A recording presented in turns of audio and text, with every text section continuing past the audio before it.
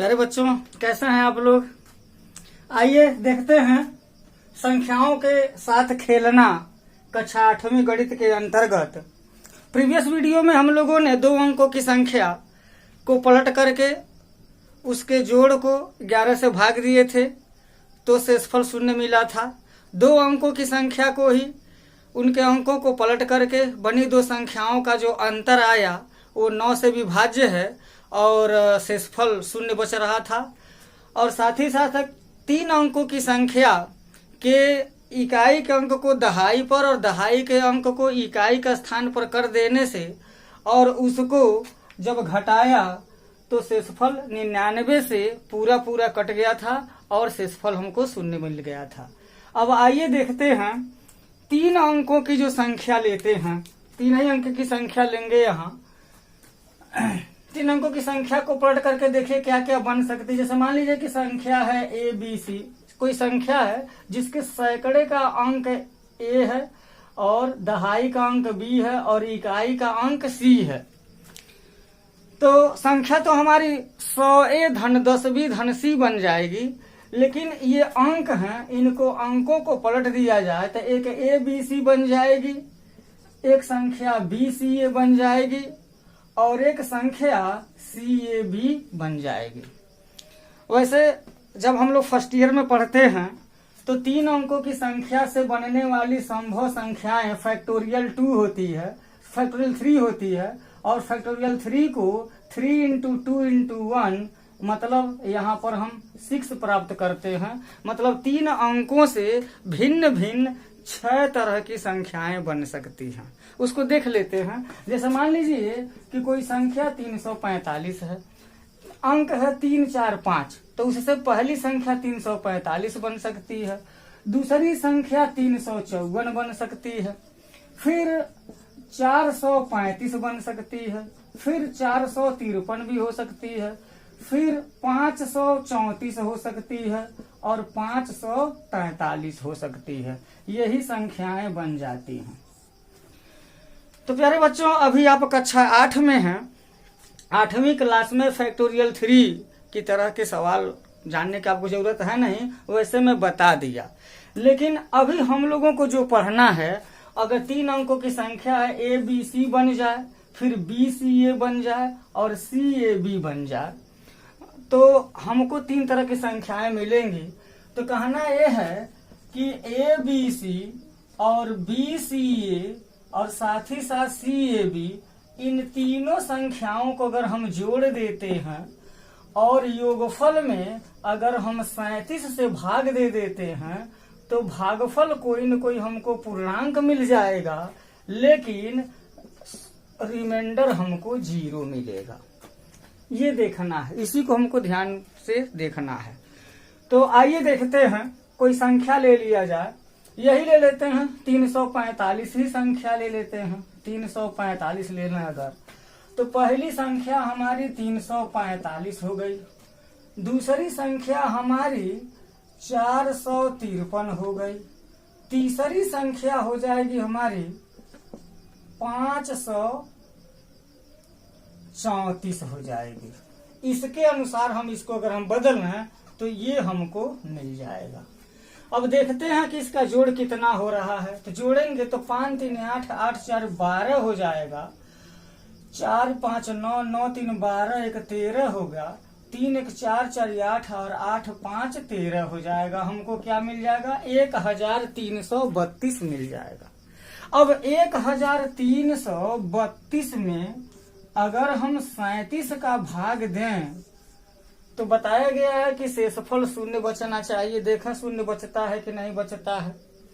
तो 3 3 हाँ 9, 3 चौके 12, 4 7 28, 8 नहीं होगा तो यहाँ 3 बार में जाएगा। 3 7 21 के 1, 3 3 9, 9 2 11, 3 में से 1 घटेगा तो 2, 3 में से 1 घटेगा 2 और यहाँ पर 2 आएगा। अब 3 7 21 6 बार में, 6 7 42 के 2, 6 3 18, 18 4 22 हो जाएगा। यहाँ पर देखिएगा रिमाइंडर हमको 0 मिल चुका है। रिमाइंडर 0 मिलना था, रिमाइंडर 0 मिल गया है। तो ये संख्या है। एक और कोई एग्जाम्पल ले लेते हैं। एक और एग्जाम्पल अगर ले लें हम, जैसे मान लीजिए कि ले लिया 832 ले लिया, तो 832 को फिर हम अगर पलटते हैं तो हमको 328 मिल जाएगा। फिर उसके बाद से क्या मिल जाएगा, 283 मिल जाएगा, ये मिल जाएगा। इसको हम जोड़ दें तो क्या हो जाएगा, 8 2 10, 10 3 हो जाएगा 13, 3 2 5, 5 8 13, 13 1 14, 8 1 9, 9 3 12, 12 2 14 हो जाएगा 1443। अब 1443 में अगर हम 37 का भाग दें तो कितना आ जाएगा, 3 चौक के 12, 4 बार में 4 7 28 के 8, 4 3 12 ज्यादा हो जाएगा, 3 ही बार में जाना चाहिए। 3 7 21 के 1, 3 3 9, 9 2 11 हो जाएगा। 4 में से 1 घटेगा तो 3 हो जाएगा, 4 में से 1 घटेगा तो 3 हो जाएगा, यहाँ 3 हो गया।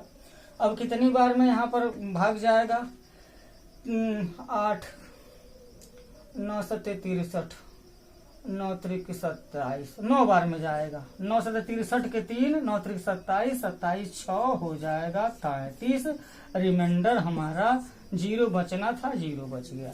इन दो एग्जाम्पल से तो ये बात क्लियर हो गया कि 3 अंकों की संख्याओं को अगर हम पलटते हैं, ये वाला नियम नहीं लगाएंगे। 3 अंकों से बनी हुई संख्याएं 6 तरह की होंगी, लेकिन वो नहीं, क्रम से बदल दिया जाए। ABC, BCA, CAB, ABC याद कर लीजिए, ABC, BCA और CAB, इस तरह की 3 संख्या अगर हम बनाते हैं तो उनको जोड़ करके 37 से भाग देंगे तो रिमाइंडर हमको 0 मिलना चाहिए। रिमाइंडर 0 मिल रहा है हमको, यहाँ पर देख सकते हैं। यहाँ पर रिमाइंडर हमको 0 मिल रहा है, यहाँ पर भी रिमाइंडर हमको 0 मिल रहा है। अब ये हुआ कैसे इसको सिद्ध करेंगे, इसको भी देख लेते हैं। इस एग्जाम्पल को लेते हैं यहीं पर। चूंकि ये 3 अंकों की संख्या है, इसलिए ABC सैकड़े का अंक A, दहाई का अंक B और इकाई का अंक अगर C है तो हमको संख्या बनेगी 100A धन 10B धन C, और BCA है तो क्या हो जाएगी, 100B धन 10C धन A हो जाएगी। CAB है तो क्या है, 100C धन 10A धन B हो जाएगी। अब जोड़ना है तो इसको हम जोड़ते हैं।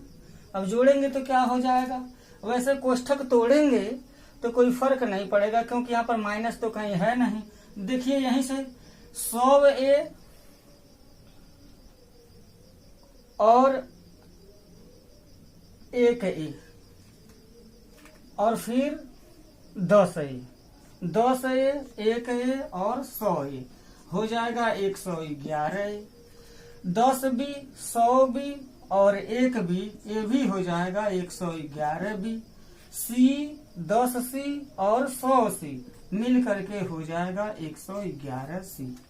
अब 111 को कॉमन ले लेते हैं तो A plus B plus C हो जाएगा, आ गया यहाँ। अब देखिए 111 को क्या हम 37 गुणे 3 कर सकते हैं। 3 7 21 के 1, 3 3 9, 9 2 11, मतलब 111 को एकदम बिल्कुल आवश्यक तौर पर 37 गुणे 3 हम लिख सकते हैं। मतलब 111 में 37 शामिल है, या 37 का मल्टीपल है क्या, 111।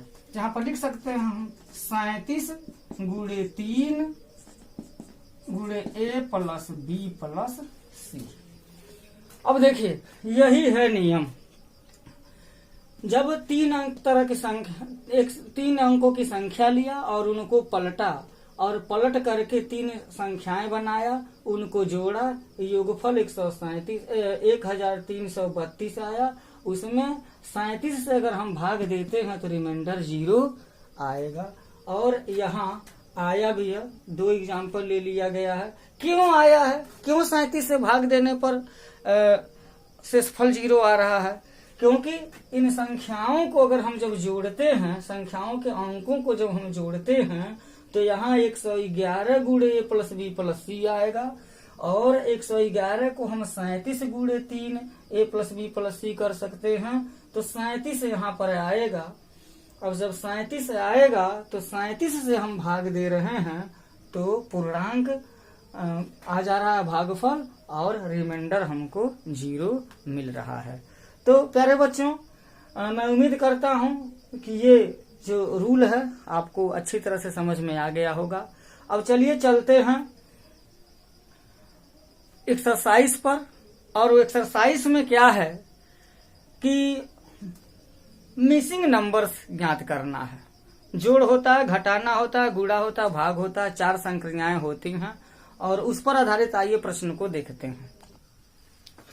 आइए इन्हीं संख्याओं के साथ खेलना के अंतर्गत प्रश्नावली 16.1 के कुछ प्रश्नों को देखते हैं। ये प्रश्न है ऐसा, देखिए यहाँ पर प्लस लिखा है, इसका मतलब क्या है? जोड़ है। तो जोड़ है, 2 अंकों की ही संख्या है यह। ये दहाई का अंक है, इकाई का अंक है, इससे बनी हुई एक संख्या है। दहाई का अंक है, इकाई का अंक मतलब 25 है यह।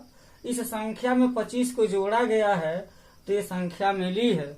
हमको a का मान और b का मान ज्ञात करना है। इसी तरीके से और भी बहुत सारे प्रश्न हो सकते हैं।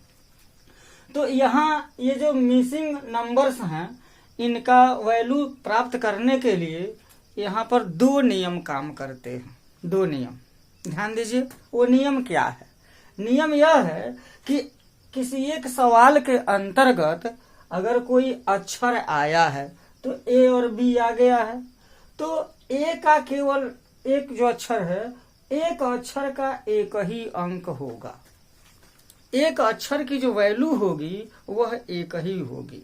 जैसे मान लिया a बराबर 5 आ गया, तो एक ही सवाल में a बराबर 5 भी हो, a बराबर 4 भी हो, ऐसा नहीं होगा।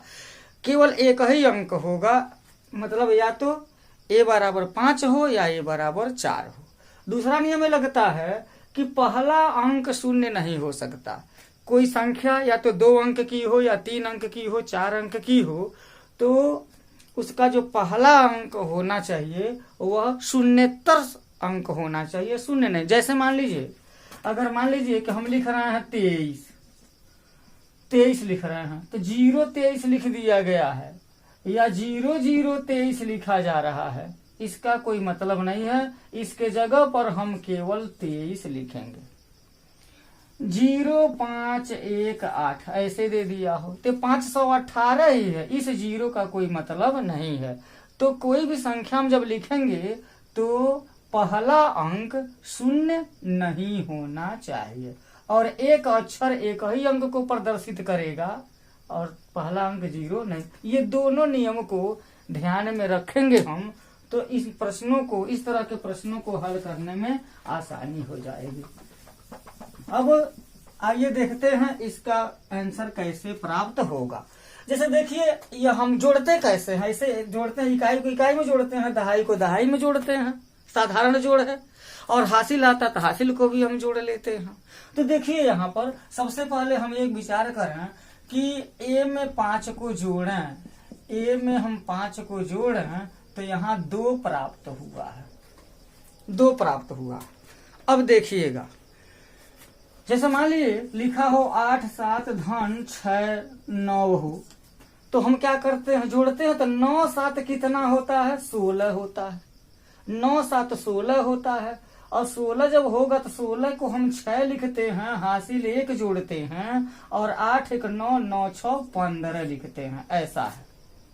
फिर कभी ऐसा भी हो सकता है, जैसे मान लीजिए लिखा हो कि 2 3 हो, और जैसे मान लीजिए कि 22 हो, और मान लीजिए कि यहाँ 34 हो, इसको जोड़ें तो 4 में 2 जोड़ेंगे तो 6 हो जाएगा, और 3 2 5 हो जाएगा।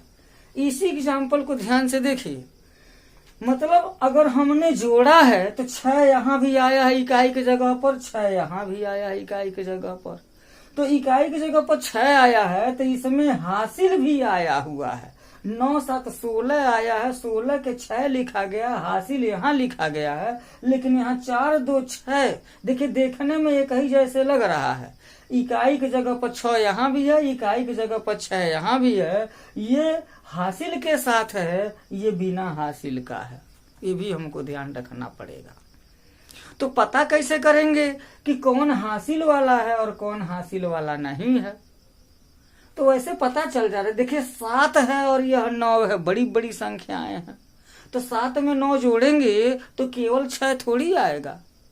ये छोटी संख्याएं हैं, 2 में 4 को जोड़ेंगे तो 6 आ सकता है।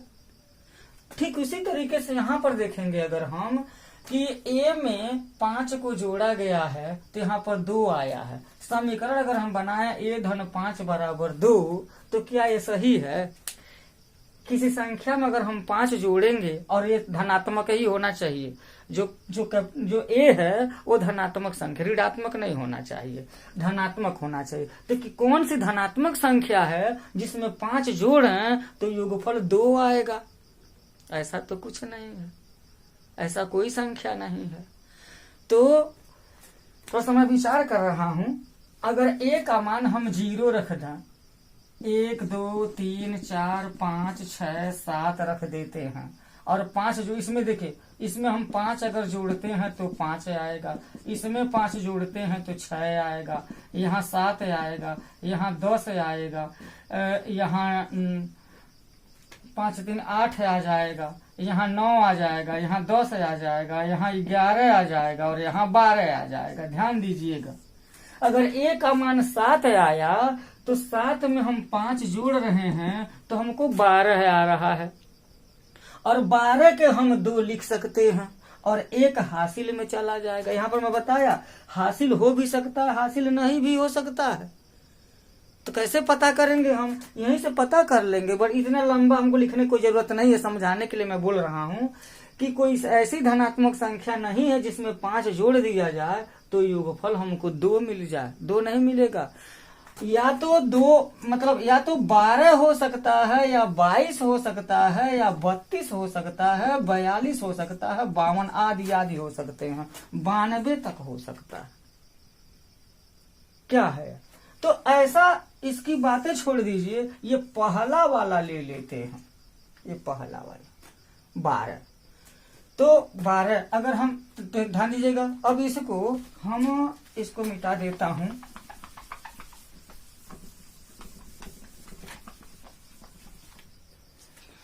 ये अगर हम इसको a धन 5 बराबर इसको 12, 2 तो संभव है नहीं, तो अगला वाला इकाई का स्थान पर 2 हो, 2 के बाद अगर हम गिनती पढ़ते हैं तो पहला कोई संख्या वो 12 है जिसके इकाई का स्थान पर 2 है, क्योंकि यहाँ पर 2 लिखा गया, इसलिए हमको 2 चाहिए ही चाहिए। तो यह 12 हो सकता है। अब इसको हम हल करेंगे तो 12 ऋण 5 a बराबर 7 हो जाएगा। इसको हम लिखा यहाँ उत्तर में, यही उत्तर है हमारा। ये है 3, यहाँ पर 7 प्राप्त कर लिया हमने, ये 2 है, 5 है, 7 5 12 के 2 और 3 2 5, 5 1 क्या हो जाएगा? 6 हो जाएगा। अर्थात फाइनल उत्तर हमारा a बराबर 7 हो जाएगा और b बराबर 6 हो जाएगा इंडिविजुअली इस क्वेश्चन में। तो प्यारे बच्चों, मैं उम्मीद करता हूं कि ये आपको समझ में आ गया होगा।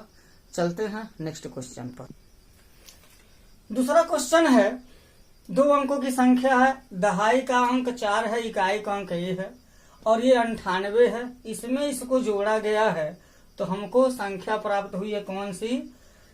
सैकड़े का अंक c मिला है, दहाई का अंक b मिला है, इकाई का अंक 3 मिला है। तो हमको a, b और c का मान ज्ञात करना है। अब इस प्रश्न को कैसे हम हल करेंगे? वही बात है यहाँ पर भी। a में अगर 8 जोड़ते हैं तो यहाँ लिखा है 3। अब एक धनात्मक संख्या क्या है, अंक क्या है जिसमें 8 जोड़ दिया जाए तो योगफल हमको 3 मिले। ऐसी तो संख्या मिलेगी नहीं हमको। लेकिन अगर हम गिनती पढ़ते जाते हैं तो 3 के बाद गिनती में पहला जो संख्या है वो 13 आ जाता है, जिसका इकाई का अंक 3, दहाई का अंक 1 आ जाएगा, और वो है दहाई का अंक जो 1 है वो हासिल के रूप में ले लिया जाएगा। तो अब देखिए यहाँ पर ये तो संभव नहीं है। संभव क्या है, a धन 8 बराबर हो जाएगा 13, तो a बराबर 13 ऋण 8, a बराबर हो जाएगा 5। a बराबर हमको 5 मिल गया। अब यहाँ उत्तर में हम लिख सकते हैं 4 और एक जगह पर 5 लिख दें। ये 9 है, 8 है, और इसको जोड़ेंगे तो 8 5 13 के 3, 9 4 13, और 13 एक हमको 14 मिल जाएगा। अर्थात हमको क्या मिल गया, a बराबर 5 मिल गया और b बराबर 4 मिल गया और c बराबर 1 मिल गया। ये हमारा आंसर हो गया। तीसरा प्रश्न है, 2 अंकों की एक संख्या है जिसके दहाई का अंक 1 है, इकाई का अंक a है, और उसमें जो अंक इकाई का स्थान पर है उसी से गुणा किया गया। जो गुणनफल आया, गुणनफल में भी वही अंक आया है, यानी कि a में a का गुणा किया तो गुणनफल a आया, और यहाँ पर 9 आ गया है, हासिल वगैरह लेकर के आया होगा। अब विचार ये करना है कि हमको विचार करना है कि वो कौन से अंक हैं, वे कौन से अंक हैं जिनका उसी में गुणा करने पर गुणनफल में या तो वही अंक आए या गुणनफल के इकाई के स्थान पर वही अंक आए। ये हमको विचार करना है। तो आइए देखते हैं। जैसे देखिए, अगर 0 में हम 0 का गुणा करते हैं, 0 में 0 का गुणा करेंगे तो 0 होगा। देखिए a में a का गुणा किया तो a आना चाहिए, तो 0 में 0 का गुणा करेंगे तो 0 आएगा कि नहीं आएगा? बिल्कुल आएगा। यानी कि ये जो 0 है इस रूल को फॉलो कर रहा है। 1 देखिए, 1 में 1 का गुणा करेंगे तो हमको 1 मिल जाएगा। अब देखिए 2 में 2 का गुणा करेंगे तो अब तो 4 हो जाएगा, वो नहीं होगा। 3 में 3 का गुणा करेंगे तो 3 3 9 हो जाएगा, वो भी नहीं है। 4 में 4 का गुणा करेंगे तो 4 चौके 16 होगा, इकाई के स्थान पर 6 आने लगेगा, वो भी नहीं है। 5 हो सकता है। 5 में 5 का गुणा करेंगे तो 25 आएगा। 25 का मतलब, अब इसको मत देखिए, इसको देखिए। बोला गया है इकाई के स्थान पर, या तो पूरी संख्या उतनी हो जाएगी या नहीं तो उस संख्या के इकाई के स्थान पर वो अंक जरूर होगा।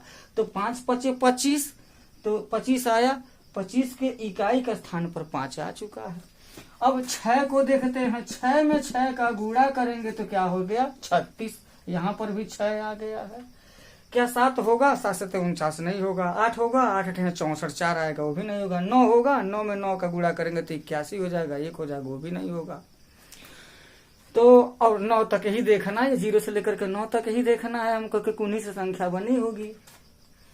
तो अब देखिए, ये 4 ऑप्शन हमारे पास ऐसे हो गए जिनका उसी में गुणा करने पर गुणनफल में इकाई का स्थान पर वही आता है। अब यहीं पर हम विचार करेंगे। अब देखेंगे हम इसमें से, इन चारों में से कौन हो सकता है, कोई एक तो होगा। अब देखिए, अगर मैं 0 यहाँ लिख देता हूं तो 0 में 0, एक विचार कर लेते हैं, 0 रख दिया जाए तो 0 में 0 का गुणा करेंगे तो 0 हो जाएगा, और 0 में 1 का गुणा करेंगे तो 0 हो जाएगा। तो यहाँ तो 0 हो सकता है, लेकिन यहाँ पर 9 दे दिया है ना, इसलिए इस प्रश्न में ये 0 कैंसिल हो जाएगा। अगर 1 रख देते हैं तो क्या होगा? 1 में 1 का गुणा करेंगे तो 1 हो जाएगा, 1 में 1 का गुणा करेंगे तो 1 हो जाएगा, जबकि यहाँ पर पहले से 9 दे दिया है, इसका मतलब ये भी कैंसिल हो गया। अगर हम 5 रख देते हैं तो क्या हो जाएगा? 5 में 5 का गुणा करेंगे तो 25 हो जाएगा, 5 5 25 हो जाएगा।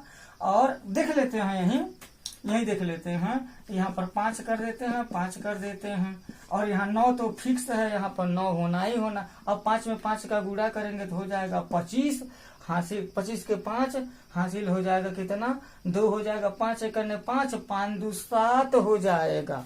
जबकि यहाँ पर 9 दे दिया है, इसका मतलब इनका भी खेला खत्म हो गया। अब बचता है 6। तो देखते हैं यहाँ 1 है, 6 है और यहाँ पर 6 है, गुणे का चिन्ह है, जैसा है वैसा ही लिख देंगे। और यहाँ पर ए आना, तो 6 में 6 का गुणा करेंगे तो 36 होगा। 36 के यहाँ पर 6 हो जाएगा और 3 यहाँ रिमाइंडर आ जाएगा, वो आ जाएगा, हासिल आ जाएगा।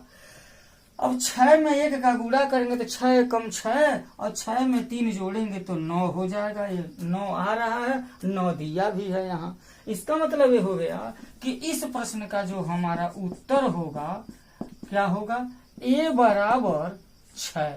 a बराबर 6 के लिए ये जो हमारा सवाल है वो सत्य है। तो प्यारे बच्चों, इस वीडियो में इतना ही।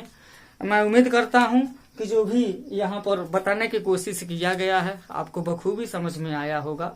अगर नहीं समझ में आया है तो प्लीज कमेंट कीजिएगा, कमेंट में आपको बता दिया जाएगा, बताने की कोशिश किया जाएगा। मिलते हैं नेक्स्ट वीडियो में और भी इसी तरह के प्रश्नों को लेकर के। अगर ये वीडियो आपको लाभ पहुंचाई है और आप तो इसको क्या करें, शेयर करें, लाइक करें, और अगर चैनल पर पहली बार हैं तो कृपया इसे सब्सक्राइब करें ताकि इस तरह के वीडियो के जो नोटिफिकेशन है आपको सबसे पहले प्राप्त हो जाए। जय हिंद।